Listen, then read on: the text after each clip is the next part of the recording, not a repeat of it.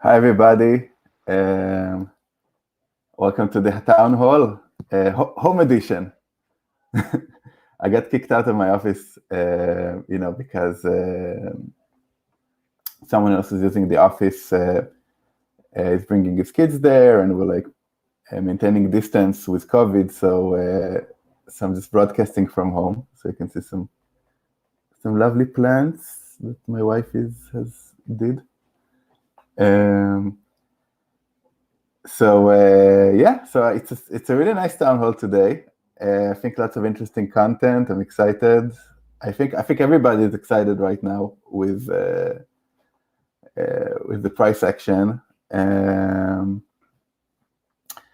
So it's nice to feel a bit of momentum everywhere. So let's fire it out. Let's fire this presentation.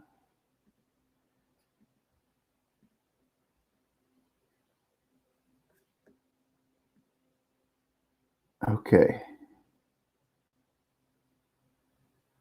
Da-da-da-dum. Town hall number 6. Here we go. So I want to welcome you to the experiment. Things can break, lack documentation, differ greatly between iterations, disorient, overload, and inspire. And we're here, all of us, not just me or Catalyst, but everybody who's here, part of this town halls, part of the let's call it the Catalyst communities, is we're working together to provide a safe and lively environment for you to explore the highest potential of human collaboration. For this week, I chose this image. I think this is like the largest, or the time it was like the largest, how it's called, like domino block, right? So this like kind of like cascading action, how like it's like, the kind of like the butterfly effect, how the flap of a wing can trigger something bigger, that can trigger something bigger, that can turn into a tsunami, etc. And I would say that we're probably, for this person, we're probably at block number 3 in the list. So, they're just like expecting for bigger and bigger things to come, and also the fruits of our actions are going to add up into more and more and more impact. And it's nice to see that dynamic happening right now. And in that spirit, I wanted to challenge us, and looking at the year ahead and the kind of trajectory we're expecting. And I think really asking ourselves, how are we going to handle this growth? Okay, so how are we going to handle when we'll have $15 million funding rounds every 6 weeks? Okay, how are we going to handle having 500 quality proposals, okay, that deserve attention every single voting round, every 6 weeks? They need to be processed and assessed and decided. How are we going to deal with having 10 or even more different challenges per voting round? How are we going to handle having 500 projects that have already been funded, are already executing, already giving out reports, already building off and with each other?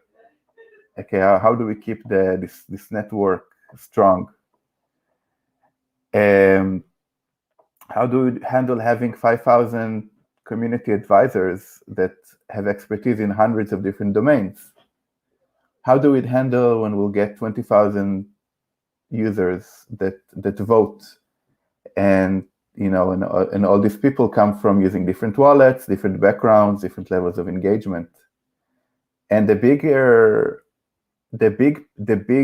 question for me that comes from all these smaller questions is like, as we scale up, how are we maintaining the kind of humanity and creativity and connection and and we don't become what we're trying to replace. Okay, so we don't become just a slightly improved model of like a centralized hierarchical model, like some kind of like a bureaucracy that's really hard to change and shift.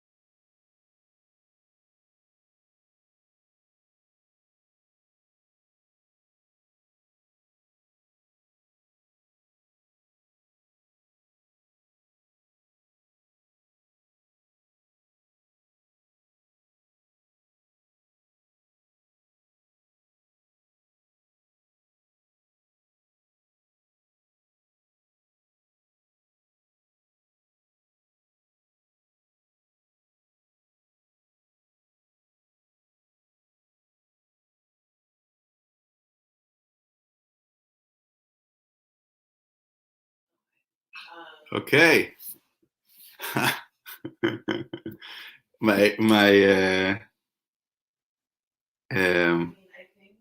This is what happens when you do home edition. Then you end up that your work computer gets shut down for lack of power, and then I needed to get my other computer and re-register and everything. So now we're back. Okay, so let's go back to the slides.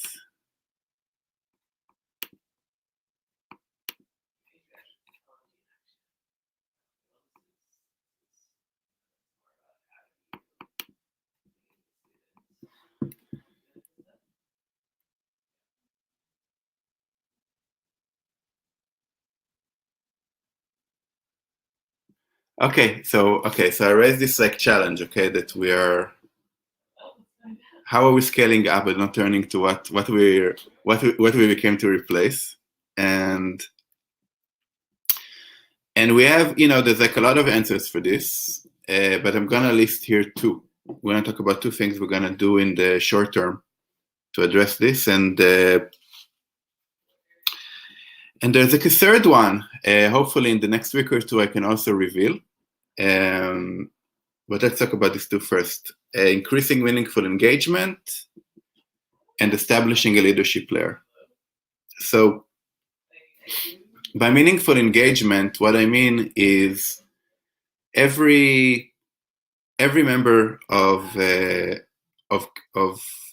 Catalyst that is actually participating in a way that it provides value that increases the fund's return on intention. Okay, so how are you contributing to innovation, governance, or execution? And so where the basic hypothesis is that, well, if we have more people engaged, we increase our capacity.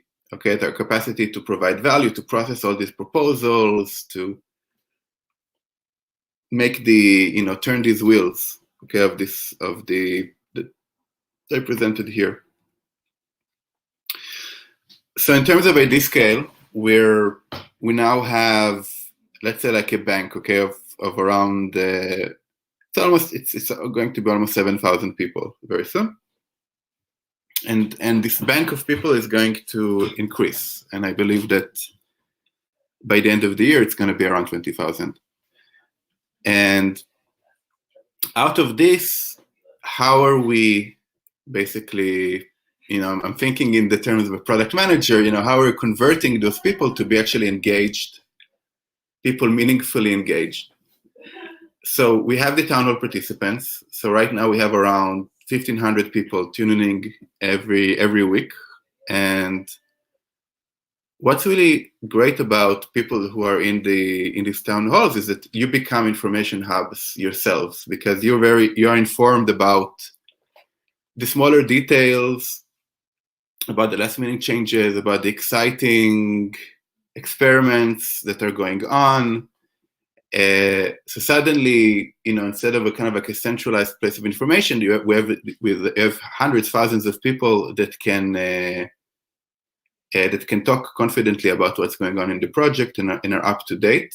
And for me, this is a sign of leadership. So we want to drive this number up and get to 5,000 people during the year.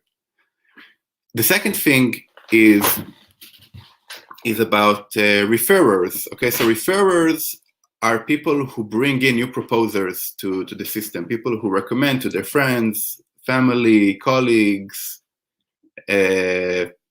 whatever, right? That introduce them to Catalyst, invite them to join as proposers, because it's pretty simple. We simply cannot handle large funds without having really high quality level of participants, of proposers. So let's get let's raise up the quality of proposers, and we're doing it through referrers. For Fund 2, we had 30 referrers, and it's really awesome for them because 1% of treasury goes to referrers. So every time you get someone to propose, and he mentions you as a referrer, and his proposal gets funded, you win a reward. So here, these 30 people are gonna, we'll see how much of the referred proposals gets funded, but they're gonna share like $5,000 worth of ADA between them. So it's, I don't know how many of them in the end, but it's a really sweet deal. And we want to increase the number of referrers from 30 to 500. In terms of proposers, right now, I would say we have around 250 teams, like around 250 individuals, that are like actively are active in the proposal process, like being proposers or co-proposers. We want to increase that to 1,000. Okay, a lot of it with the help of the referrers, and we also, of course, want to increase the general quality of proposals. Then we have voters. For Fund 2, we had 1,800. We want to get to numbers around 20,000 unique voters, to increase the legitimacy of the project, to increase the level of engagement of the community, and also to be able to actually process many more decisions that are underway. And then you have the community advisors. So for Fund 3, we had a total of around 160. We had like something like 3,000 registered, right? Out of which about 160 actually turned to wrote valid reviews. By the way, we got like more than 3,000 reviews submitted. So that's really awesome. But we need to drive that number up to 1,000 to grow and scale and not centralize the power. So how are we going to get there? So first of all, in Fund 4, I want to announce that we're going to feature 3 new challenges.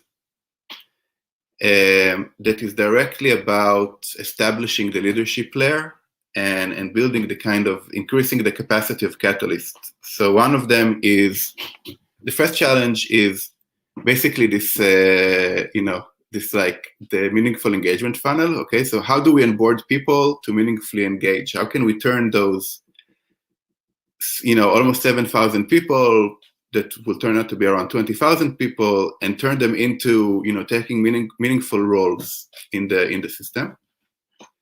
The second challenge is going to be about how can we improve our decision-making capability? So what kind of, and it can go anywhere from decision-making tools and methods to training of community advisors to, well, I don't know. This is a really big, complex problem, and I think it's even the challenge of how to measure good decision-making is an unsolved challenge. So this is like a huge deal, and I can't wait to see what kind of proposals the community will come up with. And then the third challenge is, how can we attract proposers? Okay, like how can we attract the best? It's not just attract proposers, it's like the best proposers, like the best innovators in the world. How we can drive this energy, these talents, that have many opportunities, and get them to come here to join us and become proposers and catalysts.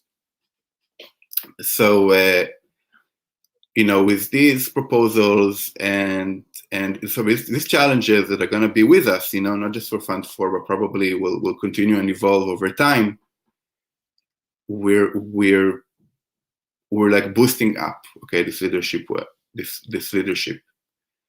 The second big thing we're going to do is, so we still need to announce the details, but we're working on, in the background, we're working on developing some kind of a training program for facilitators and leaders, and to not only, so not just give you like, let's say like funds, okay, to come and grow and become leaders, but actually give you knowledge and the skills to develop all these new methods of collaboration.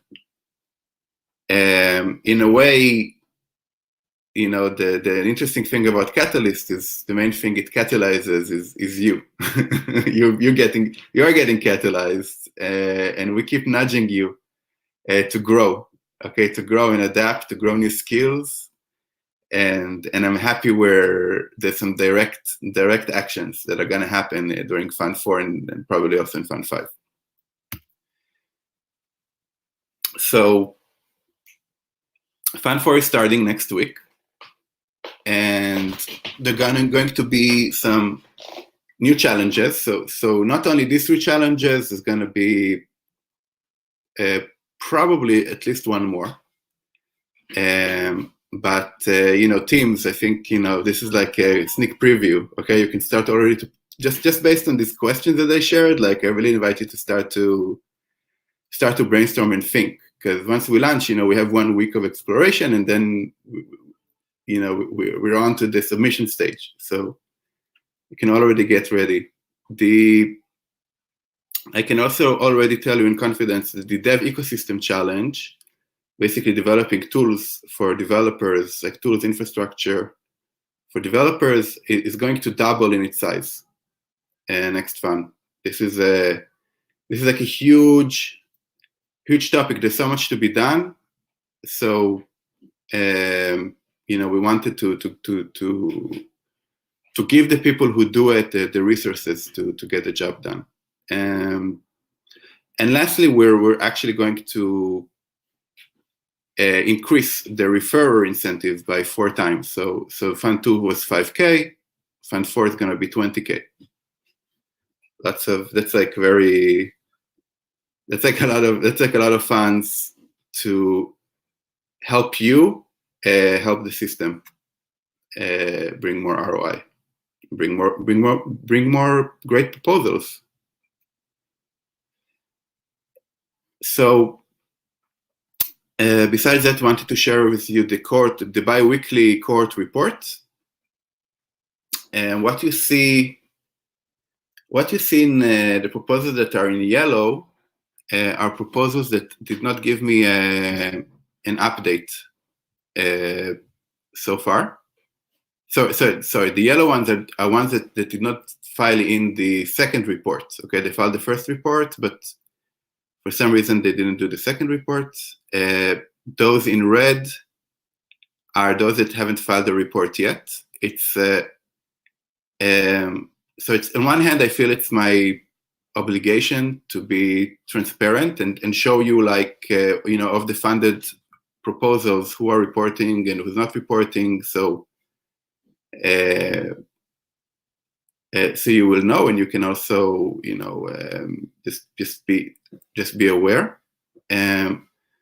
But I can also say with confidence that, for example, the message signing standard is like Sebastian, who's like working super hard and does lots of things, and and working on Yoroi, and that, it's like he's a big contributor, and his proposal was just $500, so I can understand that.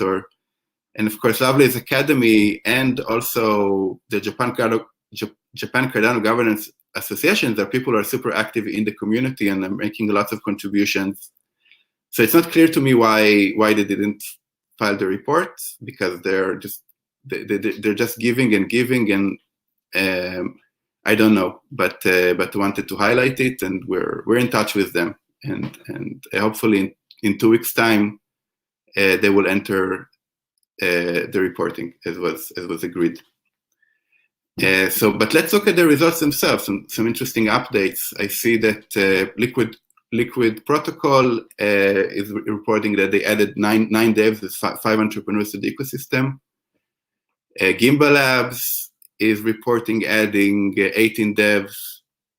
The Haskell Bluetooth Marlowe Education are reporting 78 people that subscribing to their email list already. So once they launch, they're like starting with a nice cohort. Yeah, so also see with Gimbal Labs, like the numbers of participants in Discord and Twitter are almost doubling from 2 weeks ago. And I see the Pool Tool platform are reporting that they are on track to deliver everything before the 6 months deadline. So pretty good. I hope in 2 weeks we get a bit more of a complete reporting to really show you a better picture of what's going on. Also, lots of kudos were shared by these teams. So ignore this wall of text. I mean, you can read it, but I'm just gonna call out specific names that were mentioned. So Leander, thank you. Kyle from Lyft, Niels, Ryan plus Adapt, Josh plus POA, Proof of Africa, I assume. Buki, Favor, and the Proof of Africa team. Quasar, Juan, OCG, Tom and Alex, Priyank, Adam Dean of Buffy, Martin from Atada, Andrew from BCSH. So all of you people mentioned by names, and also the groups mentioned here, did something very important, very valuable, and I hope we can also down the line figure out a way to to highlight it. But I just wanted to highlight, like, thank you for everybody for helping proposers. This is like one of the most effective things we can do to increase to achieve our intention. This network effect that we have, this community that helps each other, is an amazing resource, and those people here are the ones who make it happen. So let's continue to nurture that. And lastly, if you want to learn a bit more about progress of proposals, you can look at so these 3 proposals shared a URL to track these, and hopefully more will join in 2 weeks' time. All right, so so I wanted to talk a bit about the community choice experiment that we had. It was not, I mean, this is like the first time we're doing this, and it's pretty complicated. So, we asked for something that is very, very meta. Okay, so we ask people to propose challenges, and in each challenge that they propose, is just a challenge that you can make proposals to. It's a bit confusing, and as usual, like when you do something for the first time, you learn as you do it how to improve the communication, and also maybe some people didn't notice or read all the documentation. That's fine. Okay. What's the outcome is we were looking at those choices, and we saw really a lot of really excellent proposals in there. But because of all sorts of formatting errors or misunderstanding of what they're supposed to do, their level was not good. Like we really expected that when you propose a challenge, you don't lead in the content of the challenge towards a particular solution, like your solution. It actually needs to. The purpose of a community choice is to inspire many solutions. And once you frame it as like, oh, and I have the solution, obviously you limit the creative potential. Okay, so if that's, so we're giving people 1 week to go and edit these proposals. So now they're reopened for edit. So all the people who proposed, if you go to a Dscale, you can see that you can now edit those proposals.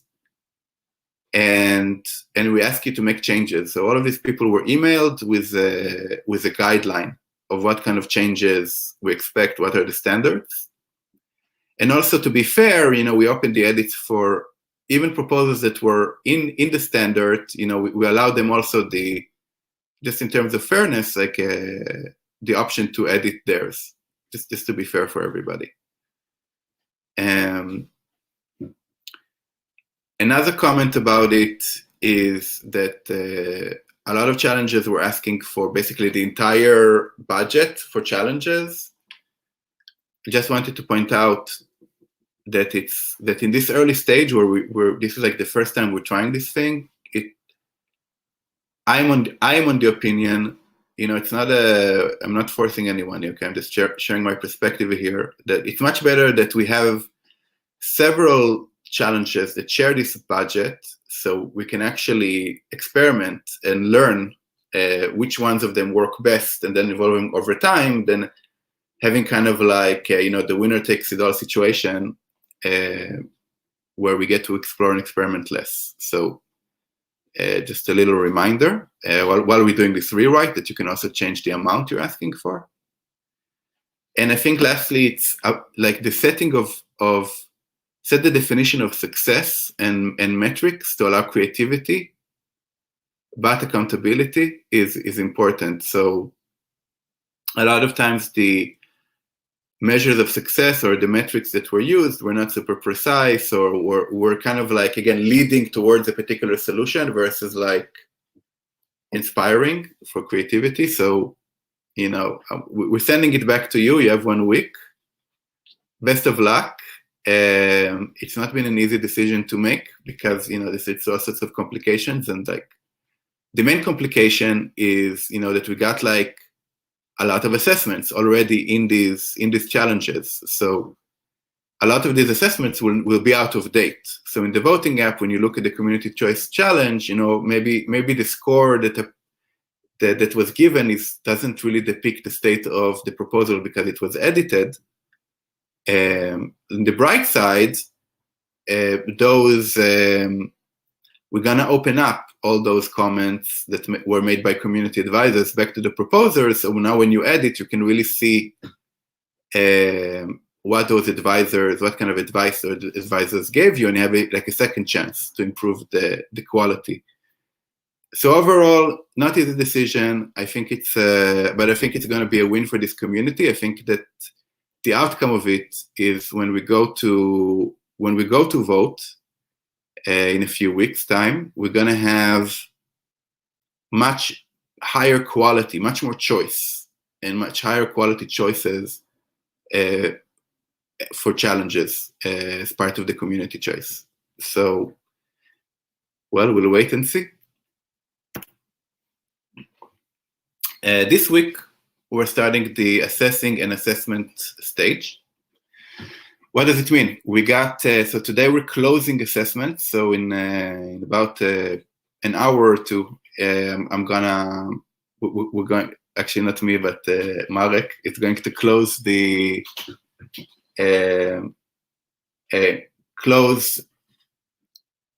further submission of assessments.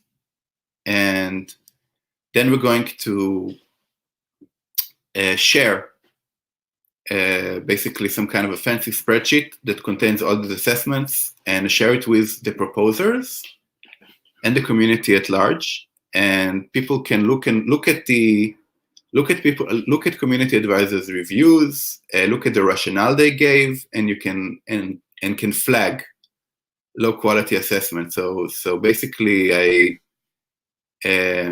we're going to send you, all proposals, we're going to send you details about how to do that exactly, what's the method for flagging, but we're going to give you a chance to do so if you see low quality assessment. So just to be clear, a low quality assessment is like the equivalent of, let's say, like in sports, like a flagrant foul, okay? Like someone in a football game, a soccer game, like comes and headbutts a random other player, not like not something that's like ambiguous a bit, or it's not very clear, but really something that's like, obviously this person did not read the proposal when he said it, or like, obviously this comment is unfair and toxic. Obviously this person is extremely biased. something that is unthoughtful, unfair in a very clear way, we invite you to flag it. Okay, we're building up our immune system.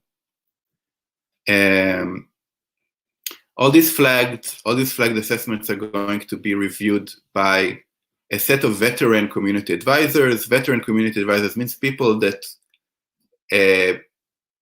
made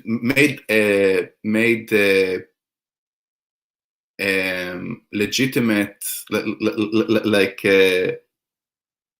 basically they were eligible for community advisors rewards in Fund 2. So basically they submitted a review according to our standards that were posted then. So that subset of people will actually review those flag posts, and then they'll decide if this post has to be removed or not.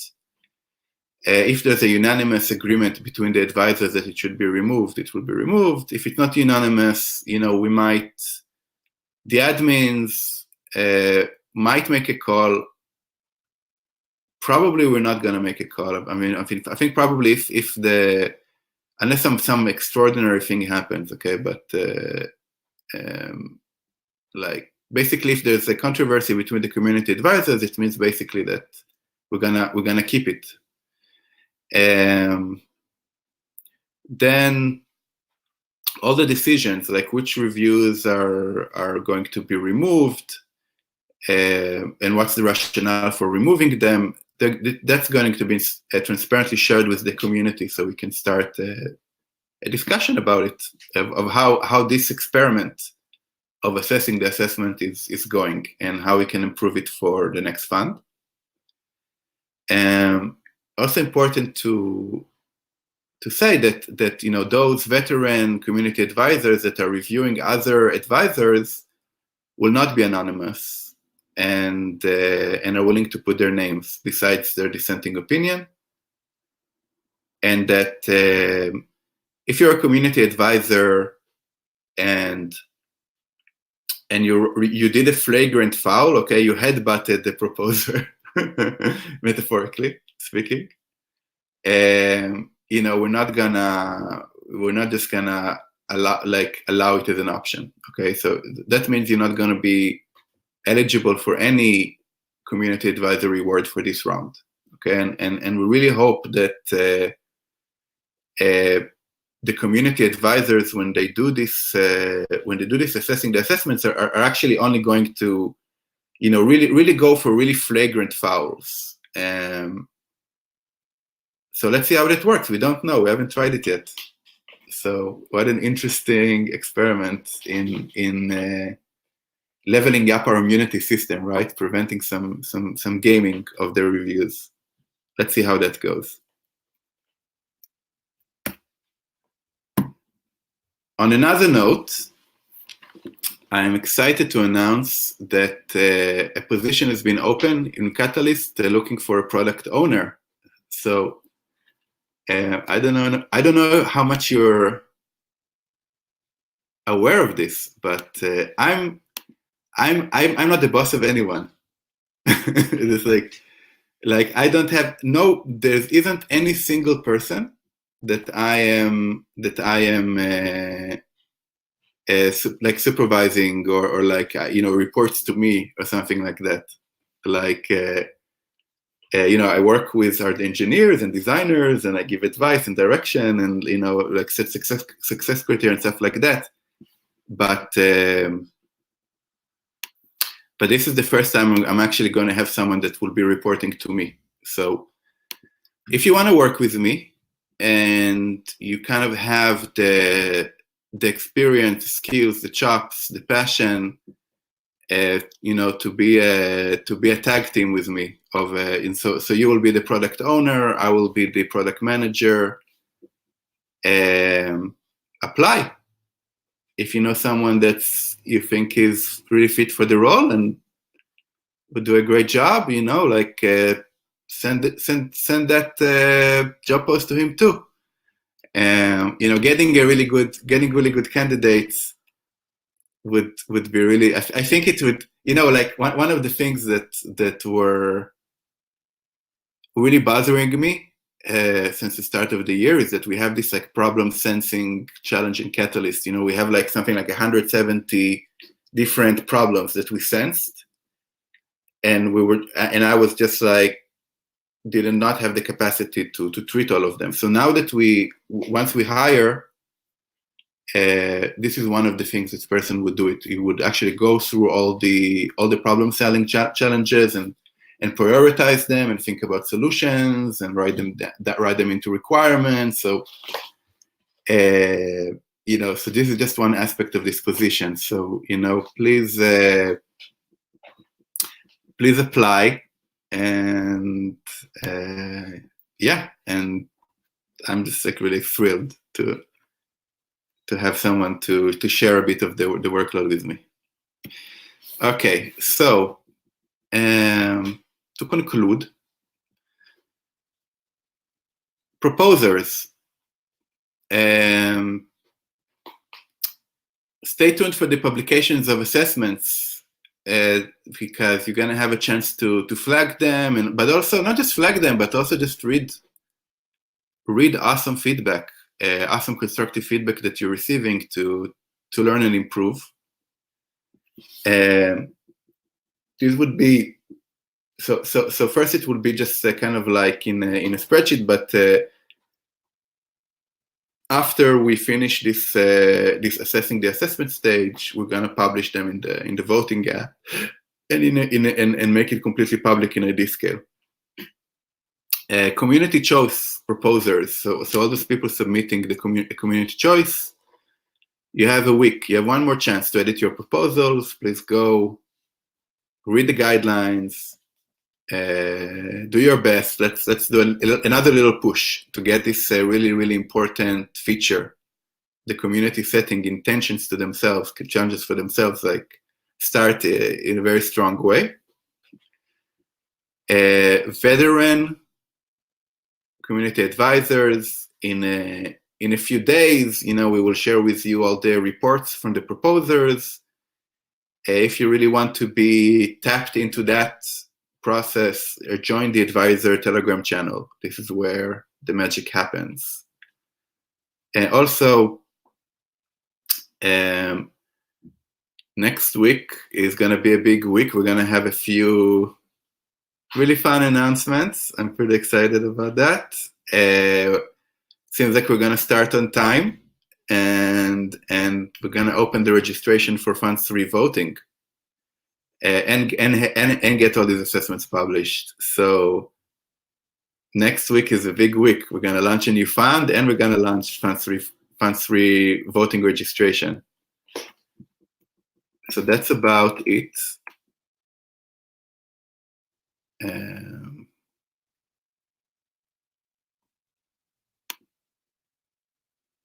That's about updates for me.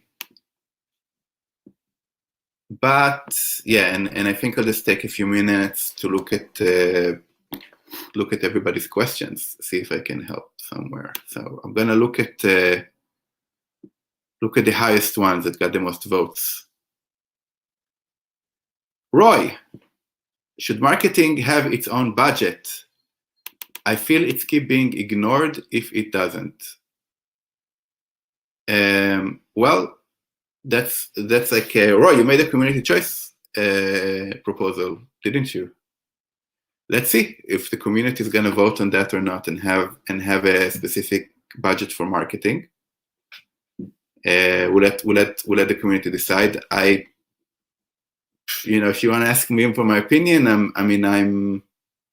think marketing has a role in every single challenge. Like every single challenge, you can see how a marketer or a marketing campaign can help and boost. So I wouldn't necessarily say we have to have a marketing challenge, but it could be really interesting. And I think it a lot depends on how it's phrased and if the challenge is interesting and if the metrics are correct. But potentially it could be great.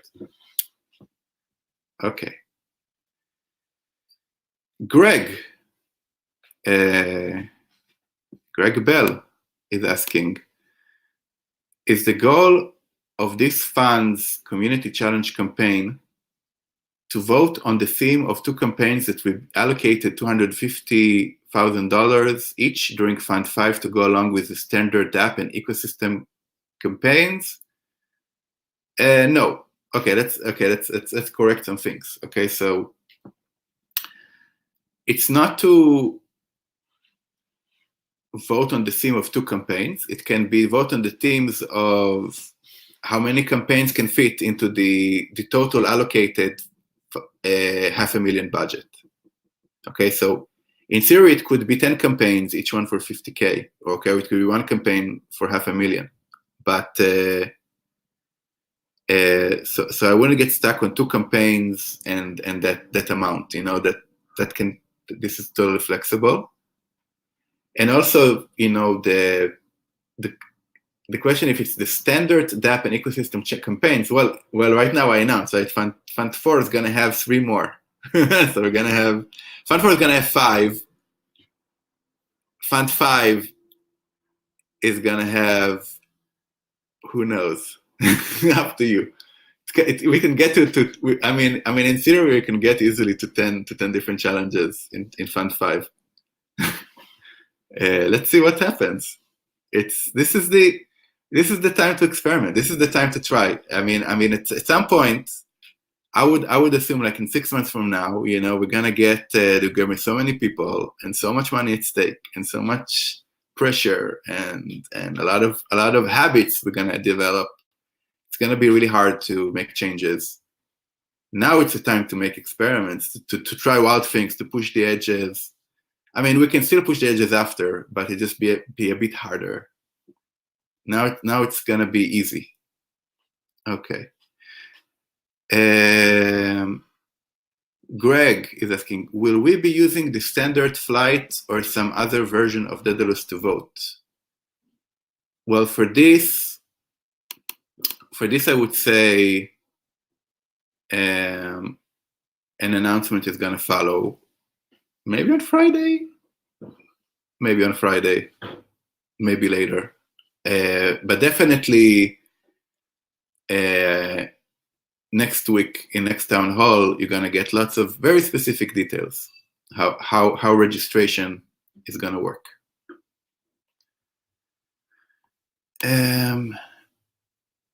Phil is asking, do these projects get all the funds up front progressively or at the successful completion of the project?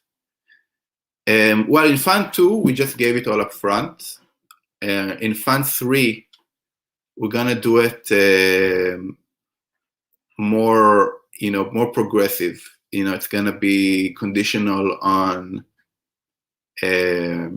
reporting, on progress reports, and some accountability. So we haven't completely nailed down the exact process, but it will definitely require like filing reports, and these reports needs to be legit reports, not like made up reports. There might be other mechanisms involved. We're working on it. What happens when this is Varalta Dave is asking, what happens when after getting funded once, the project gets bigger and needs more funds? Can we reapply? Yes, definitely. Of course. That's actually, that's how it works, you know, like this is why I keep telling people like, go propose now, because obviously like, you know, once you, if you propose and you win and you execute well, and people see that you're reliable, they can trust you to deliver, of course, you know, you have a huge advantage to get more funding after. Get your foot in the door now before it's too late. You know, before it gets really hard. I mean, it's still not that hard. It's still hard, but it's not as hard as it's gonna be later on. Len is asking, please explain how the voting app will convert to Fund 3. At the moment, mine still says Fund 2, and my voting power disappeared. Yes, we're gonna give like lots of instructions and detail like how to handle this, but just to address the specific thing, you would need to uninstall the app, and you need to reinstall a new version, and that we're going to push out probably next week. We will let you know when the new version is out, and then you will have an updated version of the voting app all ready for Fund 3. Samuel, are we going to use Daedalus Catalyst again to register to vote? Announcements to come. Samuel asked again, would it be possible to vote with hardware wallet? No, it's not possible to vote with hardware wallet. We're working on it, but it's complicated. It's going to take a few funds until we get this integrated. We will. Don't worry. Like everybody keeps asking me about it. Don't worry. Don't call us. We'll call you. We're gonna tell you when it's ready. You know, like we're not going to just like add that as a feature as a surprise. So it's funny because this is like of all the questions I get, this is the one that is like repeats every week from many different directions in all channels. Like I understand. Like security is really important. Like I use a hardware wallet. I understand security, and of course these are our most valuable users. Like it's not most valuable, but it's like everybody's valuable, but people who use hardware wallets means they're pretty deep in, and they really care about stuff like security, and you're part of this process. So we are working really hard. It's just complicated. Okay. Colton, I've noticed that there are others on the Apple App Store who have the same issue with the voting app as me. It doesn't work. It just says no connection. Will this be fixed before the next funding round? Yes. Actually, we just get confirmation that it's been fixed today. But it haven't been pushed to the App Store yet. But it's fixed. Haidor, how have teams been managing receipt of funds without multi-sig wallets? Is a trustless deployment of funds on the horizon? Well, basically, yeah, we've basically been sending them to a single account and a single wallet, and to like their head proposer, and they manage it from there for now. We're gonna have multi-sig wallet support at some point in time, and that's gonna unlock a bunch of improved mechanisms.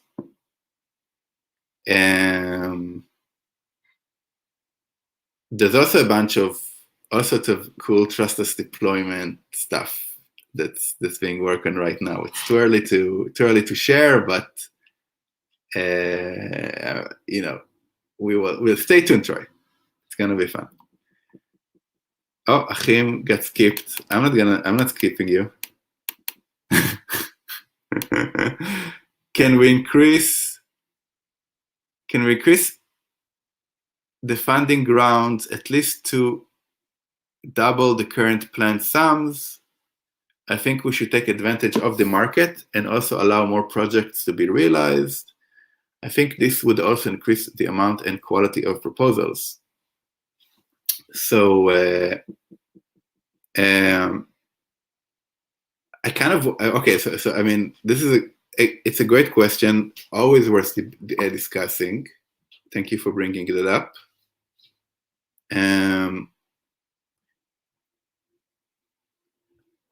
I mean, first of all, I mean, I can see you in the chat. When you mean current planned sums, what are the planned sums that you're talking about?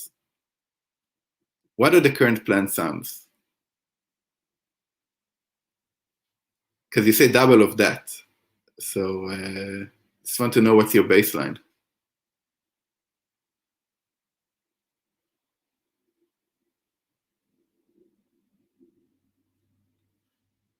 Okay.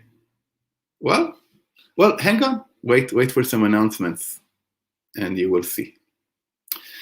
Okay. It's going to be an interesting week.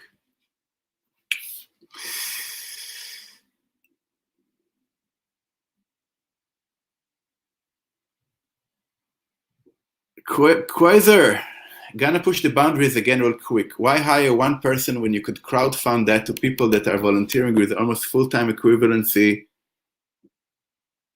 I mean, I assume you're talking about the product owner role, like do a challenge. Like, how can we product owner role this for the Cardano system? I mean, it's a cool idea. I mean, that's like another. Well, you can definitely propose that as a challenge, a community choice challenge, and see if the community agrees with you. I'd love to experiment in all different things, but I guess the reason is that well, there's a few reasons. First of all, I just need, like, it's hard, like this kind of role is really complex and requires kind of like deep domain knowledge, and usually just having one person for me to interact with versus like operating like dozens of people is easier. But maybe you're talking about the like a crowd fund to deal with the problem sensing challenge. So if you're talking about that, that's like super rad. I support. I hope you like. I think that's actually up on the ballot. Like to have I think for fund 3, like to have a community challenge that's all about like dealing with unaddressed problems that in this challenge. Not at all. It's the product role. Well, yeah. I mean, it's as I said, like I just need one person full time that's like super dedicated and committed and to train and to work with me. Feels like a more short term and reliable thing to do. You know, given the short term challenges that we have. But I think if we see some experiments that are like that, and we see them that are actually succeeding and getting good outcomes, and we figure out how to do that, I don't know, maybe your idea just like unlocked a completely new way of working, and in that case, I would be an early adopter of your idea, but I need a bit of proof that it works.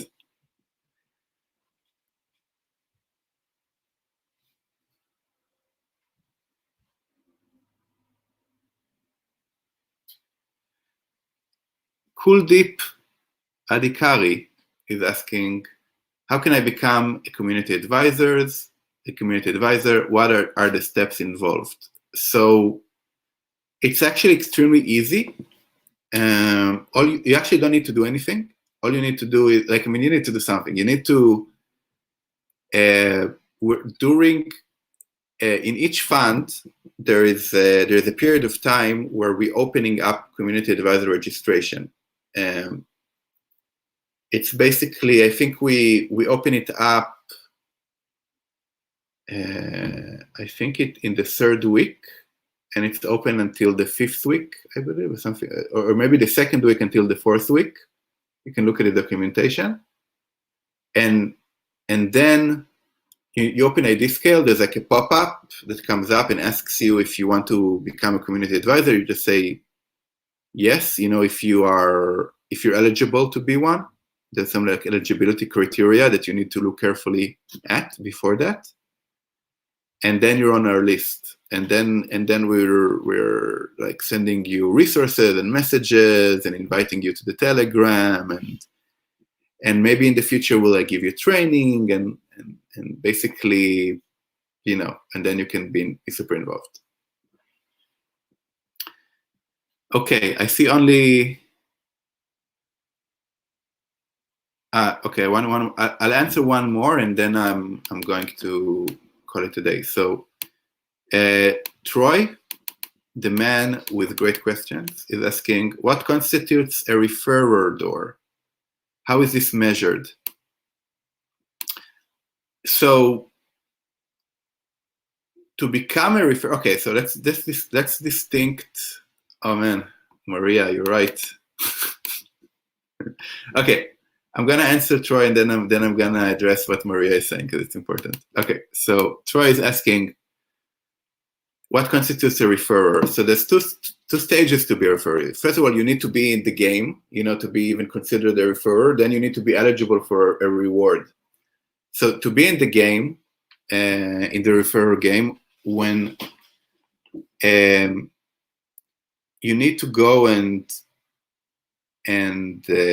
find someone who hasn't proposed yet for Catalyst and convince them, or convince them to come and apply. And then when they apply, there's a little form in the field where they can mention who referred them and how they referred them, and they can fill that up. Okay, and then you're in the system. Okay, as a referrer. Now to be eligible for a reward, that proposer needs to win.